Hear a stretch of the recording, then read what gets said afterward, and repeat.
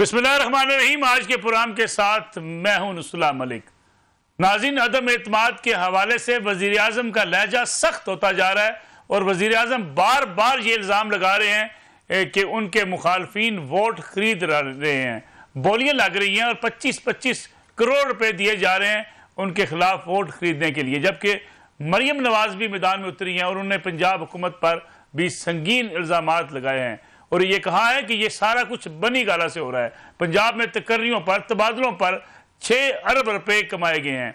अगर देखा जाए तो इस वक्त दोनों तरफ से इल्ज़ामात की शदीद बारिश है। आज कौमी असम्बली का इजलास हुआ, इजलास में फातह खाने के बाद इजलास को मुलतवी कर दिया। सोमवार के रोज़ दोबारा इजलास होगा जिस पर भी मुल्की मीडिया में और गैर मुल्की मीडिया में बड़ी तनकीद की जा रही है। फिर वज़ीर आज़म आज एंकर से मिले और उन साफियों से बातचीत करते हुए उन्होंने कहा कि वो ब्लैकमेल तो नहीं होंगे लेकिन मुस्ताफ़ी होने को तैयार हैं। लेकिन क्या वज़ीर आज़म जो जलसों में ललकार रहे हैं वो मुस्ताफ़ी होंगे? और जो फिर इल्ज़ामात लगाए जा रहे हैं, इमरान खान साहब ने आज मानसेरा में एक बड़े जलसे से खिताब करते हुए अपने उन्हीं इल्ज़ामात को दोहराया। वही वो अल्फाज इस्तेमाल किए जो अपोजिशन के तीनों कायदीन के हवाले से वो मुसलसल इस्तेमाल करते रहे हैं।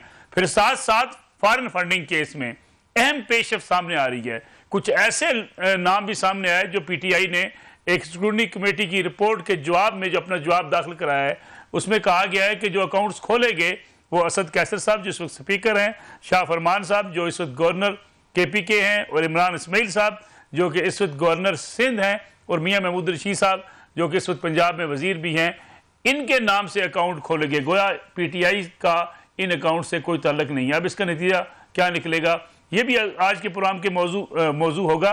लेकिन पहले आपको दिखाते हैं कि इमरान खान आज मानसेरा में जलसे से खिताब करते हुए एक बार फिर क्या इल्ज़ाम दोहरा रहे थे। वो पाकिस्तान तहरीक इंसाफ जो बार बार कहती है कि फेक न्यूज़ या इल्ज़ाम तराशी ना की जाए और फेक न्यूज़ का चर्चा करती है, लेकिन अपने जलसों में मुसलसल वज़ीर आज़म इल्ज़ामात लगा रहे हैं। आज 25-25 करोड़ की बात करते हुए वज़ीर आज़म ने क्या कहा, जरा सुनिएगा। सारा वक्त ये चूहे मिलके आपको डराते हैं, ब्लैकमेल करते हैं। ये जो इस्लामाबाद में मंडी लगी हुई है इसमें लोगों के जमीर को खरीदने के लिए 20 और 25 करोड़ की ऑफर दी जा रही है।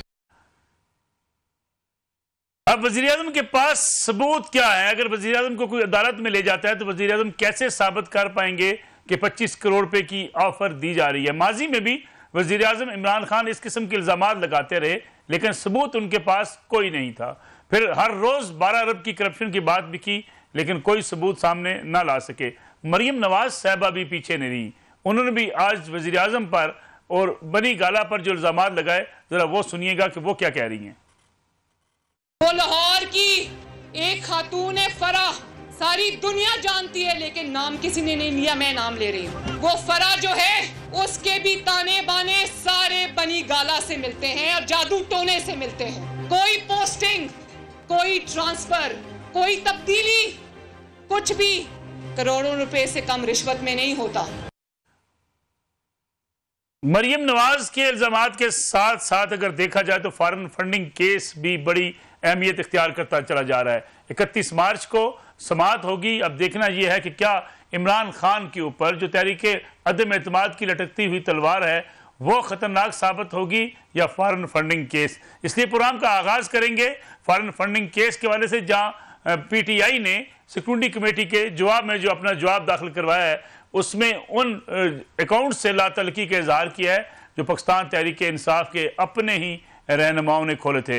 इस पर बातचीत करने के लिए हमारे साथ मौजूद होंगे पाकिस्तान तहरीक इंसाफ के बानी रहनुमा जनाब अकबर S बाबर साहब और उसके बाद प्रोग्राम के दूसरे सेगमेंट में हमारे साथ मौजूद होंगे वज़ीर आज़म जिन साफ़ियों से मिले, जिन एंकर से मिले, उनमें से 2 एंकर सीनियर एंकर पर्सन जनाब इमरान खान साहब और राना मुबशर। और प्रोग्राम के आखिरी सेगमेंट में बात होगी मरियम नवाज साहबा जो इल्ज़ाम लगा रही हैं फरा बीबी पर कि पंजाब में करप्शन हो रही है, ताने बाने कहाँ मिलते हैं। अकबर S बाबर साहब, प्रोग्राम में बहुत बहुत शुक्रिया वक्त देने का। ये फरमाइएगा कि ये जो नाम सामने आए, असद कैसर साहब, इमरान इस्माइल साहब, शाह फरमान साहब, मियाँ महमूद रशीद साहब वगैरह ने जो अकाउंट्स खोले, PTI इससे लातलकी का इजहार कर सकती है? PTI को अगर ना पता हो ये लोग अकाउंट खोल लें और फॉरेन फंडिंग केस में इसकी क्या अहमियत होगी? बिस्मिल्लाहिर्रहमानिर्रहीम। सबसे पहले तो मैं वो जो आपने इंट्रोडक्शन में कहा कि फॉरेन फंडिंग केस चल रहा है और साथ ही साथ अदम एतमाद की तहरीक चल रही है, तो ये बड़ा दिलचस्प है। ये ऐसे लगता है कि नेक टू नेक रेस है, अब कौन फर्स्ट आता है तो वो तो कुछ बताया नहीं जा सकता। और साथ ही मैं एक दूसरा कमेंट जरूर करना चाहूंगा कि जो जिन मुल्कों में जमहूरियत होती है वहां पे अदम एतमाद की जब कोई तहरीक आती है तो अदम एतमाद की तहरीक का फैसला जलसों में नहीं होता, वो पार्लियामेंट के अंदर होता है। वहां पे मामला जो है तातुल का शिकार है। ये वो मौके होते हैं जहां पे आप ताखीरी हरबे इस्तेमाल किए जा रहे हैं। हाँ, जमहूरियत, मैं तो खैर 7.5 साल से ये ताखीरी हरबे सह रहा हूँ, लेकिन इंशाल्लाह उसके बावजूद अब इसको मंतकी अंजाम तक पहुंचा। लेकिन ये मौके होते हैं जमहूरियत को मजबूत करने के। अगर ये हुकूमत और इमरान खान साहब अगर ये एक पीसफुल अंदाज में एक नो कॉन्फिडेंस मोशन को करे और देखो भी जीतता है जहां ज्यादा वोट पड़ते हैं, और अगर ये हार जाते हैं तो कहते हैं ठीक है मैं अपोजिशन में बैठूंगा। ये वो मौके होते हैं जहां पे जमहूरियत मजबूत होती है, ये इस अमल के जरिए। लेकिन उसके बरक्स आप देख रहे हैं कि इस वक्त मुल्क में जो इंतशार का एक आलम बना हुआ है, जो तकरीरें हो रही हैं, जो एक अजीब किस्म की बातें, मतलब वजीर आज़म आपने खुद उनकी वो चला ली। तो अब आते हैं फॉरेन फंडिंग पे। देखिए फॉरेन फंडिंग केस जो है इस वक्त एक बिल्कुल क्रिटिकल स्टेज पे है। 31 मार्च को इसकी अगली पेशी है और हम इंशाल्लाह उम्मीद करते हैं कि 31 मार्च को केस के मेरिट्स पे अपने जो आर्गूमेंट्स हैं वो मुकम्मल करेंगे और उसके बाद फिर पीटीआई को मौका ज़ाहिर दिया जाएगा। और अगर कोई बकिया कोई हमें कोई सवाल जवाब या कोई असिस्टेंस इलेक्शन कमीशन को जरूरत है तो वो हम देंगे। तो ये केस अब बिल्कुल अपने आखिरी मरहले में है और हम तवक्को रखते हैं कि ये अब 31 मार्च के बाद दिनों में इसका फैसला जो है वो महफूज कर दिया जाएगा और फिर जब इलेक्शन कमीशन मुनासिब समझे तो अनाउंस कर देगी। लेटेस्ट जो डेवलपमेंट है वो ये है कि बाबर साहब जिन लोगों के नाम जवाब में दिए गए हैं, शाह फरमान साहब का नाम दिया गया है, असद कैसर साहब का नाम दिया गया है, महमूद रशीद साहब का नाम दिया गया है, फिर गवर्नर सिंध का नाम है, क्या पीटीआई बरी जिम्मा नहीं हो जाती कि इन लोगों ने अकाउंट्स खोले, अपनी मर्जी से खोले, इमरान खान साहब उससे लाइलम थे? नहीं, हरगिज़ नहीं। वो इसलिए कि मैं इसकी थोड़ी सी पस मंजर बता दूं। 4 जनवरी को स्क्रूटनी कमेटी ने और इलेक्शन कमीशन के जरिए अपनी जो फाइनल रिपोर्ट थी 4 साल बाद, यानी 1 महीने में उनको मुकम्मल करना था, मार्च अप्रैल जो 2018 में, तो वो जब रिपोर्ट थी तो उस पर फिर इलेक्शन कमीशन ने दोनों फरीकैन को कहा कि अब इस स्क्रूटनी कमेटी की रिपोर्ट पे आप अपने जो भी आपने कमेंट्स करने हैं वो अपने रिटन कमेंट्स जमा कराएं। हमने भी जमा करा दिए। पाकिस्तान तहरीक इंसाफ ने 15 मार्च को 2.5 महीने बाद अपने कमेंट स्क्रूटनी कमेटी की रिपोर्ट पे जमा कराए। अब ये जो डॉक्यूमेंट्स निकले हैं ये पीटीआई के अपने डॉक्यूमेंट्स हैं, उन्होंने खुद जो जवाब इलेक्शन कमीशन में जमा कराया और ये पहली दफा है क्योंकि जो स्क्रूटनी कमेटी की रिपोर्ट में ये बात साबित होगी कि पीटीआई ने बड़े पैमाने पे अपने अकाउंट्स को छुपाया, यानी कंसीलमेंट ऑफ अकाउंट्स, बाकायदा हर साल के हिसाब से तफसीलात आ गई। अब ये पहली दफा है जब 15 मार्च में उन्होंने अपने कमेंट जमा कराए, उसमें उन्होंने कहा जी 11 इनमें से जो अकाउंट्स हैं उनसे लाताल्लुकी का इजहार किया, लेकिन साथ साथ ये एतराफ भी किया कि इन अकाउंट्स में पाकिस्तान तहरीक इंसाफ के सेंट्रल अकाउंट से पैसा भी गया है और वहां से पैसा उन अकाउंट्स में जमा भी किया गया है। और ये वो 11 अकाउंट्स हैं जिनको उन्होंने बाकायदा लिस्ट किया और उनके जो लोग इसको ऑपरेट करते थे, यानी जो प्रिंसिपल सिग्नेटरीज थे इन अकाउंट्स के, वो उन्होंने लिख के दिए कि उनमें स्पीकर कौमी असेंबली असद कैसर, उसमें गवर्नर शाह फरमान जो है, उसमें गवर्नर इमरान इस्माइल और वुज़रा और एमएनएज नजीब हारून, और यानी इस हद तक कि जो पीटीआई के एक मरहूम साबिक सदर पंजाब के, जो मैं जानता हूं कि उन्होंने पाकिस्तान तहरीक इंसाफ के लिए बड़ी खिदमात दी थी, एहसन रशीद, उनके नाम से भी जो एक अकाउंट ऑपरेट हो रहा था, उनके अलावा और भी थे, उसको भी लिस्ट कर, यानी 11 अकाउंट्स। अब आती है बात कि क्या वो ये 11 अकाउंट डिसोन कर सकते हैं? मैंने आपको अर्ज किया कि पिछले 4 सालों में जो पीटीआई ने डॉक्यूमेंट जमा कराए और जो स्क्रूटनी कमेटी के सामने जमा कराए, उनमें ये अकाउंट्स मौजूद हैं, उनमें पीटीआई ने इन अकाउंट्स को तस्लीम किया है। अब उनमें इन तमाम 11 अकाउंट्स को तस्लीम किया है। ये पहली दफा है कि वो इन अकाउंट्स को डिसोन कर रहे हैं। तो ये एक बहुत ही संजीदा मामला है कि एक तरफ पीटीआई ने उन अकाउंट्स को तस्लीम किया था पिछले 4 साल, अब जबकि स्क्रूटनी कमेटी की रिपोर्ट में आ गया कि बड़े पैमाने पे अकाउंट्स को छुपाया गया है, जो ऑडिट रिपोर्ट्स इलेक्शन कमीशन में जमा कराई गई सालाना, तो फिर उन्होंने ये नया ताजा तरीन मौकफ अपनाया कि अपनी जो टॉप की आदत है अपनी जो पीटीआई की टॉप की आदत है, ये तमाम उसके ऊपर कि जी ये अकाउंट्स का पीटीआई से कोई ताल्लुक नहीं है, इन्होंने बगैर इजाजत के इन अकाउंट्स को खोला, ऑपरेट किया, इसमें जितना पैसा आया उससे भी लाताल्लुकी का इजहार किया।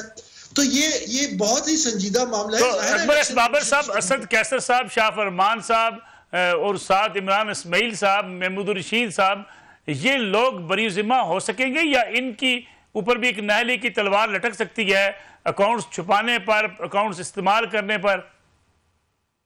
देखिए, अब तो ये मामला जो है ना, मैंने आपको कहा कि ये पहली किस्त है इन डॉक्यूमेंट्स के हवाले से। अगली किस्तें आप देखें जो इंफॉर्मेशन जो सामने आएगी, अवाम के सामने रखी जाएगी। इलेक्शन कमीशन से हम ये जरूर दरख्वास्त करेंगे 31 को कि इस मामले का नोटिस लें, क्योंकि जब पीटीआई कहती है कि ये अकाउंट्स हमारे नहीं है, जबकि वो पहले तस्लीम करते थे कि उनके हैं, उसके बाद अब जिन लोगों का नाम लिया है कि वो इस गैर कानूनी अमल में शरीक थे और वो आईनी ओहदों पे फायज हैं, तो जाहिर है उनसे जवाब तलबी तो होनी चाहिए कि कौन सच्चा है दोनों में से। अब तो पीटीआई भी एक फरीक बन गई अपनी क़यादत के खिलाफ, तो इनमें से कौन सच्चा है? ये तो अलग बात है कि पीटीआई ने अकाउंट्स कंसील हुए हैं, गैर कानूनी फंडिंग हुई है, अरबों रुपए की गैर कानूनी फंडिंग हुई है, गैर मुल्कियों से हुई है, गैर मुल्की कंपनियों से हुई है, केमन आइलैंड में रजिस्टर्ड एक कंपनी से हुई है, $2.1 मिलियन वहां से आए हैं। वो तो अलग एक तस्लीम शुदा हकीकत है, लेकिन ये एक नया रुख उन्होंने अपनाया जब उन्होंने अपने ही सीनियर क़यादत को मूरद इल्जाम ठहरा दिया और उनको कटहरे में खड़ा कर दिया। ठीक है अकबर एस बाबर साहब, फॉरेन फंडिंग केस का नतीजा मुख्तसरन आप क्या देख रहे हैं? देखिए, जाहिर फैसला तो इलेक्शन कमीशन ने करना है और उनका इख्तियार है। हमने इस अमल के दौरान देखिए बहुत रुकावटें आई, 4 साल तो सिर्फ स्क्रूटनी कमेटी ने लगाया, 7.5 साल से ये केस चल रहा है, लेकिन अल्लाह का करम है कि मैंने एक कोशिश की, वो ये थी कि मैं हकायक ना सिर्फ इलेक्शन कमीशन बल्कि अवाम के सामने भी रखता जाऊं, और इसके जो जितने भी फैक्ट्स हैं जो वो अवाम के सामने है, इलेक्शन कमीशन के सामने है, मैं पुरुमीद हूं। मैंने पहले कहा था कि इंशाल्लाह इन्हीं पाकिस्तानी इदारों से जिनसे लोग बहुत मुतनफिर भी होते हैं, शकूक व शुबात का भी इज़हार करते हैं, मेरा भी इम्तिहान लिया गया, मेरे सब्र का, मेरी इस्तकामत का, मेरे के सलाहियत का कि हम इसको केस को, क्योंकि देखिए 7 रिट पिटिशंस की इमरान खान ने कि इस केस से भाग सकें, जबकि वो कहते हैं कि मदीने की रियासत की मिसालें देते हैं, अमीरुल मोमिनीन मिसालें देते हैं, तो इसमें बहुत सारे इम्तिहान गुजरे, लेकिन मैंने कहा था कि मैं इन्हीं इदारों से इंशाल्लाह इंसाफ लेके देखूंगा और इंशाल्लाह सुरखरू होऊंगा। ये मैं आपके सामने आज रिकॉर्ड कर रहा हूँ, इंशाल्लाह सुरखरू होऊंगा। बहुत बहुत शुक्रिया अकबर एस बाबर साहब हमारे साथ मौजूद है। फॉरेन फंडिंग केस 31 मार्च को अहम समाअत होगी, उसके बाद अपने मंतकी इंजाम की तरफ बढ़ता हुआ दिखाई देता है। एक ब्रेक लेते हैं, ब्रेक से वापस आएंगे, बात करेंगे वज़ीर आज़म इमरान खान साहब आज मिले सीनियर एंकर पर्सन से, साफ़ियों से। वज़ीर आज़म कितने पुरएतमाद हैं, क्योंकि अवामी जलसों में वज़ीर आज़म की ज़बान, वज़ीर आज़म का गुस्सा उनकी शायद किसी परेशानी को ज़ाहिर करता है, लेकिन वज़ीर आज़म एंकर से, साफ़ियों से बातचीत करते हुए किस एतमाद का इजहार करें, इस पर बातचीत करने के लिए हमारे साथ मौजूद होंगे senior anchor person Imran Khan और उनके साथ राना मुबशर। पुनः एक बार फिर खुश आमदेद। वज़ीर आज़म अवामी जलसों में गम और गुस्से का इजहार कर रहे हैं और ये साबित कर रहे हैं कि वो इस वक्त बड़े गुस्से में हैं और जो लोग उनके खिलाफ अदम एतमाद की तहरीक ला रहे हैं उन्हें बड़े बड़े नामों से मुखातब भी कर रहे हैं। साथ ये भी कह रहे हैं कि पैसे का इस्तेमाल किया जा रहा है, वोट खरीदे जा रहे हैं अदम एतमाद की तहरीक को कामयाब बनाने के लिए। वज़ीर आज़म को जलसों में देखें तो वज़ीर आज़म गुस्से में परेशान नजर आते हैं, लेकिन निजी महफिलों में साफ़ियों से बातचीत करते हुए वज़ीर आज़म कितने पुरएतमाद हैं। इसी में बातचीत करने के लिए हमारे साथ मौजूद हैं इमरान रियाज खान साहब, सीनियर एंकर पर्सन हैं और आज वज़ीर आज़म से मिले भी। वज़ीर आज़म ने एंकर से मुलाकात की और वज़ीर आज़म ने एक बार फिर कहा कि अदम एतमाद की तहरीक वाले दिन अपोजिशन को शदीद परेशानी का सामना करना पड़ेगा। इमरान साहब, बहुत बहुत शुक्रिया आपका प्रोग्राम में वक्त देने का। आपने एक ट्वीट भी किया कि वज़ीर आज़म ओहदा छोड़ने पर तैयार हैं मगर किसी सौदेबाजी पर नहीं। साथ ये भी बताइएगा कि वज़ीर आज़म कितने पुरएतमाद हैं। देखिए, जो आपको जलसों में नजर आ रहे हैं ना, इससे तो बिल्कुल ही मुख्तलिफ हैं प्राइम मिनिस्टर ऑफ पाकिस्तान। मैं आपको ऑफ द रिकॉर्ड चीजें थी वो तो हम नहीं डिस्कस कर रहे, लेकिन जो असेसमेंट है आज की मुलाकात से वो आपको दे देता हूँ। मेरी थोड़े दिन पहले भी एक मुलाकात हुई थी, अभी आज की मीटिंग में तो वो और ज्यादा रिलैक्स और पुरसकून थे। ये जो मैंने कहा था ये वर्स्ट केस सिनेरियो में है कि अगर इमरान खान साहब को हुकूमत छोड़नी पड़ गई इन एनी केस तो वो उसको छोड़ देंगे, लेकिन वो अपोजिशन के साथ बैठकर मामला तय नहीं करेंगे, क्योंकि उनको ये पता चल गया है कि अपोजिशन हुकूमत संभालने के लिए तैयार नहीं है। उन्होंने भी इमरान खान के ऊपर ना ये एक तलवार लटकाई हुई है अदम एतमाद की कि इसके बहाने कुछ मिल जाए। अगर इमरान खान को हटाते हैं और शहबाज शरीफ को वजीर आजम लाते हैं तो शहबाज शरीफ साहब का बड़ा प्रॉब्लम यह है कि उनके साथ जिस तरह की कैबिनेट बन रही है ना, उस कैबिनेट में परफॉर्म करना नामुमकिन है।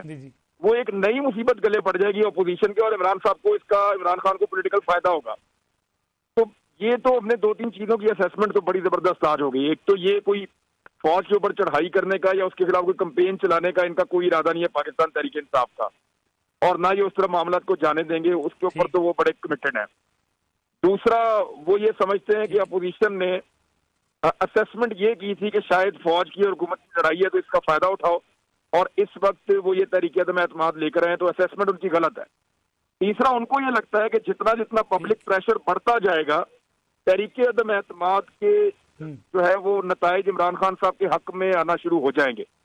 ये सारी असेसमेंट ऐसे ही जो जलसों में वो कर रहे हैं, एक्चुअली वो अवामी ज़बान है, अवाम के अंदर जाके उनको ऐसी बातें करनी है।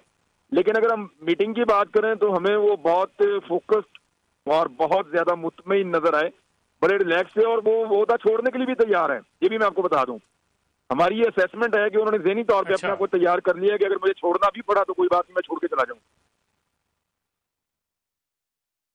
इमरान साहब हमारे साथ मौजूद रहिए। राना मुबशर साहब भी सीनियर एंकर पर्सन हैं, सीनियर सहाफ़ी हैं, भी आज की मुलाकात में मौजूद थे, वो भी हमारे साथ मौजूद हैं। राना मुबशर साहब, आपको भी लगता है कि वज़ीर आज़म जलसों में जो गम और गुस्से में परेशानी का आलम दिखाई देते हैं, अपनी सहाफ़ियों से बातचीत में बड़े पुरएतमाद हैं? मलिक साहब, आपको एक चीज बताऊं बड़ी सीरियसली, बिल्कुल आप ये समझें कि एक ऑनेस्ट किस्म की ऑब्जर्वेशन दे रहा हूं आपको कि 3.5-4 साल में जितनी दफा भी इंटरेक्शन हुआ है इमरान खान साहब से मेरा, मैंने आज से ज्यादा उनके अंदर क्लैरिटी कभी पहले नहीं देखी। बिल्कुल मुतमईन, कॉन्फिडेंट, और एक एक चीज का डिटेल में जाके उन्होंने जवाब दिया, और बिल्कुल उन्होंने किसी चीज पे ये नहीं कि उसको गोल करने की कोई सवाल होता है ना जिसपे बंदा कमेंट नहीं करना चाहता, तो को होता है नॉर्मली लोग उसको गोल कर जाते हैं, इग्नोर कर जाते हैं। बिल्कुल किसी चीज को इग्नोर नहीं किया, एक एक चीज का जवाब दिया और डिटेल में जाके दिया। और जब तक दूसरा एंकर जिसने सवाल रेज किया है उसको मुतमईन नहीं हुआ, उस वक्त तक उसको छोड़ा नहीं उन्होंने। And secondly, I will say कि इससे ज्यादा रिलैक्स मैंने आज तक नहीं देखा इमरान खान को। हाँ, कई दफा हमने देखा है बड़ी जिटरी सिचुएशन होती थी, बड़े हाइपर भी हो जाते थे, सब कुछ होता था, लेकिन not today, not at all. बिल्कुल बड़े confident, and I would say कि he is got nothing to lose, I would से।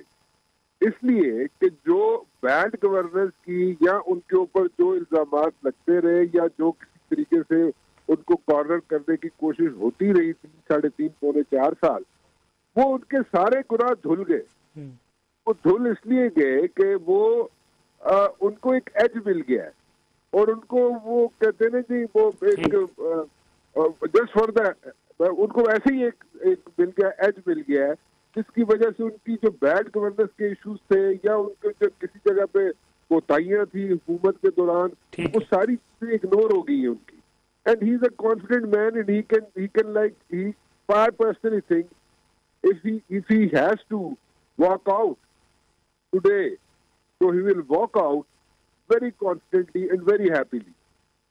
So this is what my observation is. But Imran साहब, अगर हम नंबर्स की बात करें, इमरान खान साहब के पास अगर नंबर पूरे हैं तो फिर स्पीकर को ताखीरी हरबे, अगरचे ये रवायत मौजूद है कि इजलास मुलतवी कर दिया जाता है, फिर ये करने की जरूरत क्या थी? वज़ीर आज़म बार बार चैलेंज कर चुके हैं, नंबर्स लाओ, अदम एतमाद अगर करना चाहते हो तो करके दिखाओ। वफाकी वज़रा चैलेंज करते रहे, लेकिन अब ताखीरी हरबे क्यों इस्तेमाल किए जा रहे हैं? देखिए मलिक साहब, ये बात बिल्कुल ठीक है कि हुकूमत के पास इस वक्त नंबर पूरे नहीं है। इस वक्त नंबर अपोजिशन के पास है। इस्लामाबाद का एक होटल है, उसका पूरा एक फ्लोर है, वो पूरा का पूरा फ्लोर एक बंदा है सिंध का, उसके नाम के ऊपर बुक है, और उस बुकिंग के ऊपर मुनहरिफ अरकान असेंबली ठहरे हुए हैं। और दूसरी बात यह है कि 17 तकिए, ये जो गोल तकिया नहीं होता जो आप लोग अपनी बैठक में रखते हैं, हम पंजाब में भी यहाँ पे जिसके साथ हम टेक लगा के बैठते हैं, जी जी, 17 गोल तकिए मुबैना तौर पे उस होटल के अंदर गए हैं और वो वहां पे सब लोग जानते हैं, लोगों ने देखे हैं जिन लोगों की उस वक्त ड्यूटी थी, लेकिन वो बड़े तरीके से लेकर गए, लेकिन वो पता चल गया। तो अब मामला ये है कि ये एग्जैक्टली वो जो इमरान खान साहब कह रहे हैं ना कि मामला गड़बड़ है, मेरे बंदों को तोड़ा जा रहा है, लालच दी जा रही है, हॉर्स ट्रेडिंग हो रही है, मलिक साहब ये हम सारे जानते हैं। इमरान खान साहब इस वक्त जो रोला डाल रहे हैं ना, वो इस वजह से नहीं डाल रहे कि उनकी हुकूमत जा रही है, वो तो मजे में आ गए, यानी उनका महंगाई का सारा नैरेटिव उड़ गया, उनका बैड गवर्नेंस का सारा मामला उड़ गया, उनके सारे गुनाह अपोजिशन ने अपने सर पे ले लिए। वो ये कह रहे हैं कि निजाम जो है वो नंगा होकर सामने आकर खड़ा हो गया और मैं इसको मजीद एक्सपोज करूंगा। यानी इस अपोजिशन से गलती ये हुई कि जिस मैदान में इमरान खान के साथ मैच खेलना था, उस मैदान को छोड़ के इमरान खान को उस मैदान में ले आए हैं जहां पे मैच नहीं खेलना था। अब वो सारी चीजें ट्विस्ट हो रही हैं। आपने पाकिस्तान तहरीक इंसाफ का क्राउड देख लिया, आपने आज का जलसा भी देख लिया, यानी पिछले जलसों से आज का जलसा बड़ा था। अब यहाँ इस्लामाबाद के होटलों में अब कमरे नहीं मिल रहे, जहां जाते हैं पता चलता है जो पीटीआई के वर्कर पहुंच गए हैं वो यहाँ ठहर गए हैं आके, और वो 2-2 दिन से 3-3 दिन से उन्होंने बुकिंग की हुई है कि हमने संडे के जलसे में जाना है। तो सिचुएशन उसी तरफ जा रही है जहां पे 2011 में चली गई थी कि बहुत बड़ा जलसा इमरान खान साहब ने लाहौर में किया, हम सारे उसके विटनेस थे। ये अपोजिशन ने इमरान खान के ऊपर एक बहुत बड़ा एहसान किया है, उस्मान बुज़दार के बावजूद, गवर्नेंस के बावजूद, महंगाई के बावजूद, बहुत सारे इश्यूज के बावजूद इन्होंने एहसान अजीम किया। और मसला सबसे बड़ा ये है कि जो ये चाहते थे वो हुआ भी नहीं। ये हुकूमत में नहीं आना चाह रही थी अपोजिशन। अपोजिशन को लगता था कि जब इमरान खान को हम तहरीक-ए-एतमाद लेकर आएंगे, वो दौड़ के जाएंगे किसी ताकतवर हल्के के पास और ताकतवर शख्सियत को कहेंगे मेरी जान छुड़ाओ।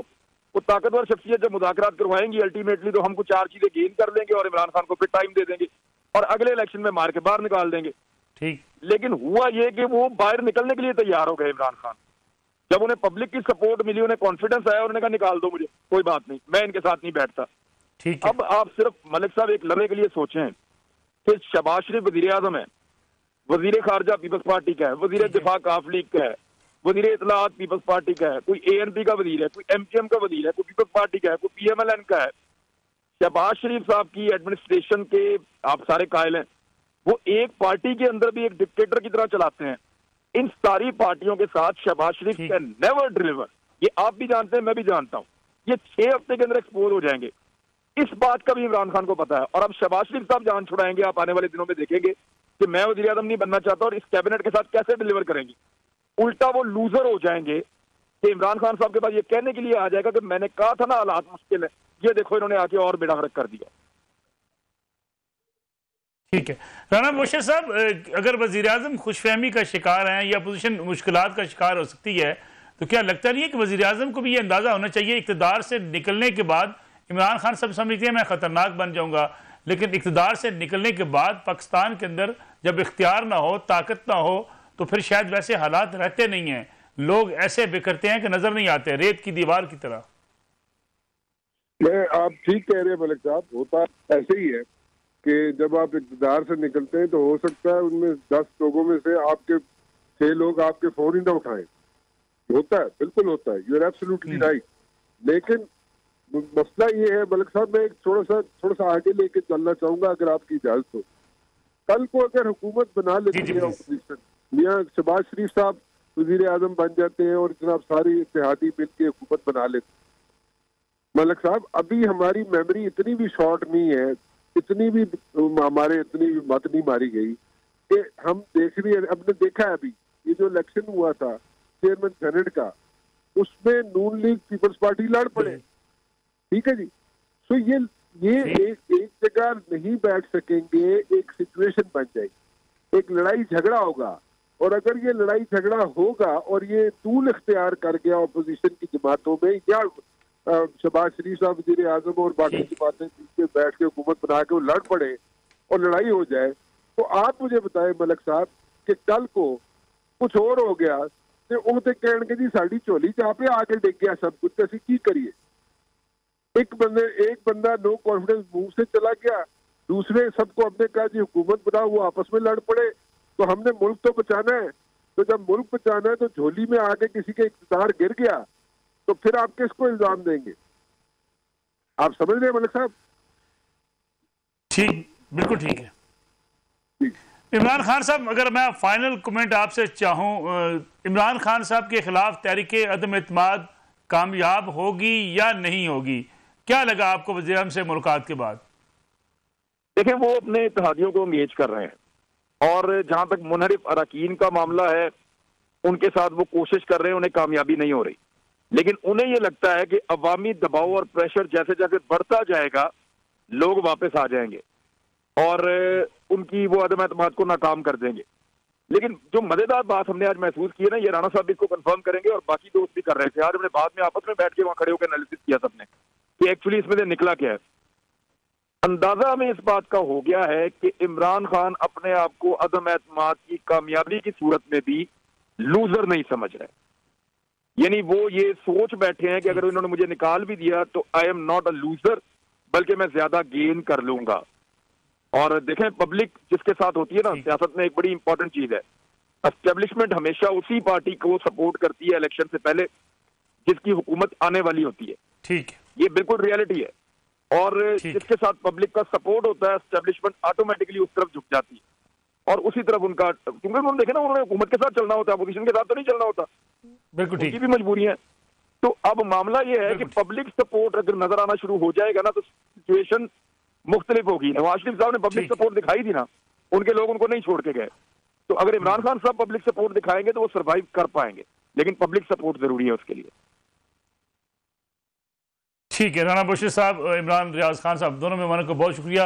प्रोग्राम एक ब्रेक का वक्त हुआ है, ब्रेक से वापस आएंगे, बात करेंगे। मरियम नवाज साहबा इल्ज़ाम लगा रही हैं पंजाब में बड़े पैमाने पर तबादलों और तकर्रियों पर रिश्वत लेने के इल्ज़ाम लगा रही हैं। सबूत क्या है और इसका नतीजा क्या निकलेगा? अब ये लड़ाई इल्ज़ामात तक महदूद रहेगी या इसे अदालत में भी ले जाया जाएगा? इस पर बात करेंगे एक ब्रेक के बाद।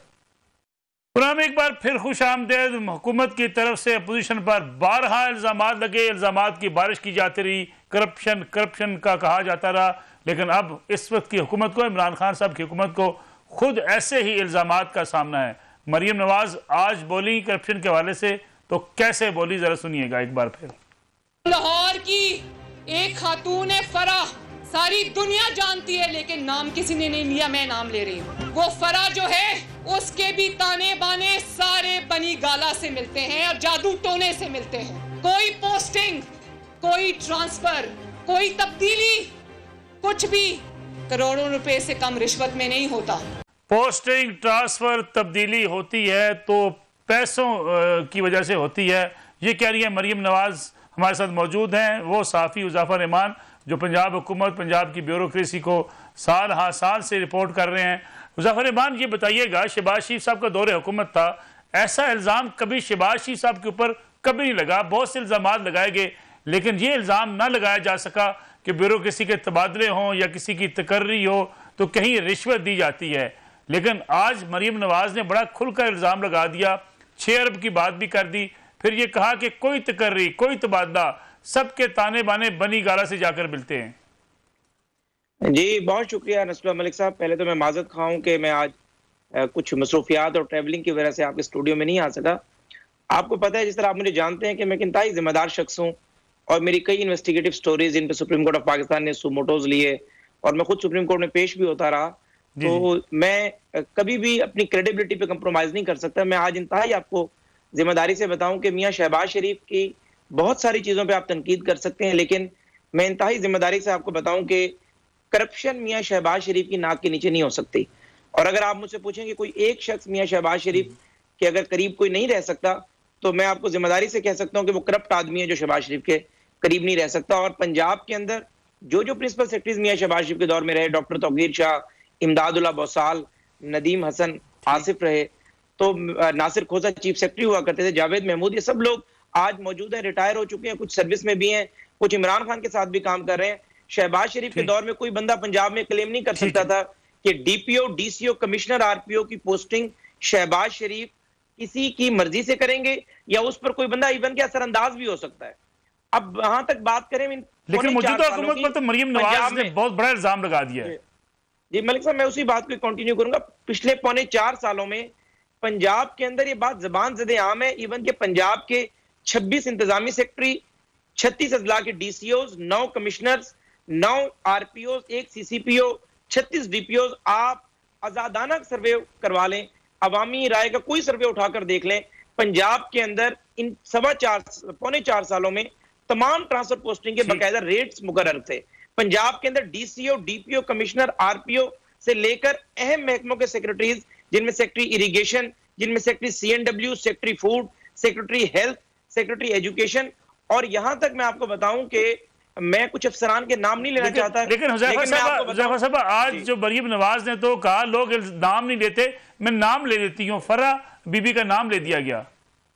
जी देखें, मैं इसमें बताऊं कि ये बात मरियम नवाज साहिबा ने की है, जाहिर है इंतहाई जिम्मेदार खातून है वो भी।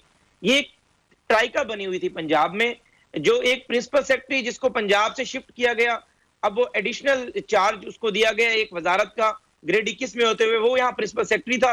उसने फिर अपने जाने के बाद अपना मनपसंद प्रिंसिपल सेक्रेटरी यहाँ पर लगाया।